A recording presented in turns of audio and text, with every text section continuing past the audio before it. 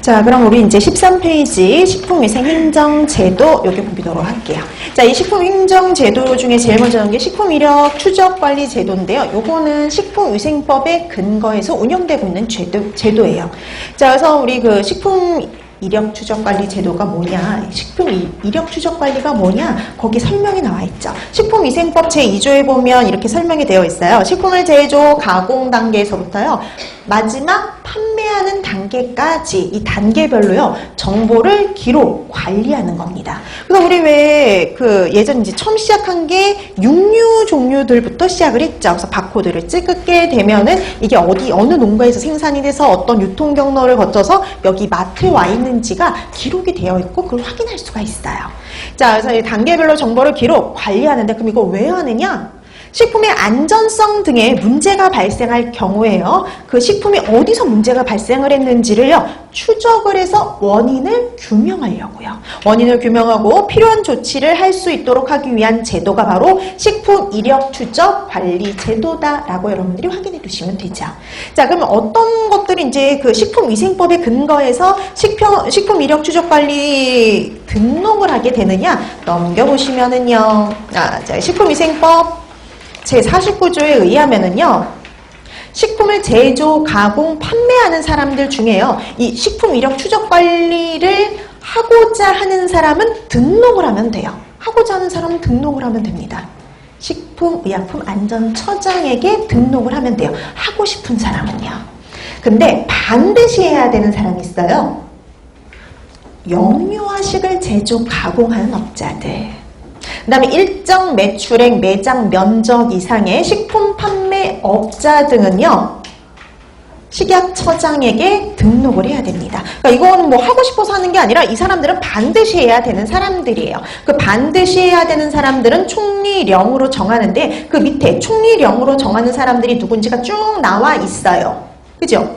쭉 나와 있는데 이번에 임산부, 수유부용 식품 뭐 이런 것들이 있잖아요. 그래서 여러분 이제 법을 보는 법을 가르쳐 드릴게요. 이런 것 내용들이 바뀌면은요, 바로 적용이 되지를 않습니다. 왜냐면 유예기간을 둬요. 바로 바꾸게 되면 업체들이 그걸 대응을 할 수가 없기 때문에 유예기간을 둬요. 매출에 따라서 유예기간을 둬요. 보통 매출이 많을수록 빨리 적용이 되고요, 매출이 적을수록 늦게 적용이 되는데, 그럼 우리는 뭘 보냐?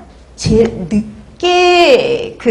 적용이 되는 것을 확인하시면 돼요. 그럼 임산 수유부 식품, 특수 의료 용도용 식품, 체질 조절용 식품, 그거 최종 가장 마지막에 적용은 언제냐면 2022년이죠. 그러니까 이건 아직 적용 대상이 아니라는 거예요. 완벽한 적용 대상이 아니에요. 그럼 지금 현재 그냥 영유아식만 기억하시면 된다는 거예요. 영유아식 제조 가공업자만요.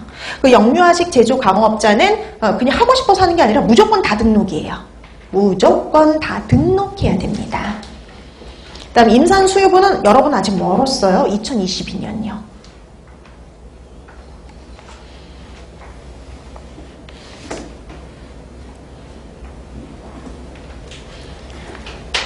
자, 이렇게 해서 일본 이제 하고 싶은 사람은, 하려는 사람은 등록 기준을 갖춰서 식약처장에게 등록하면 되는데, 영유아식을 제조 가공하는 업자는 반드시 해야 됩니다.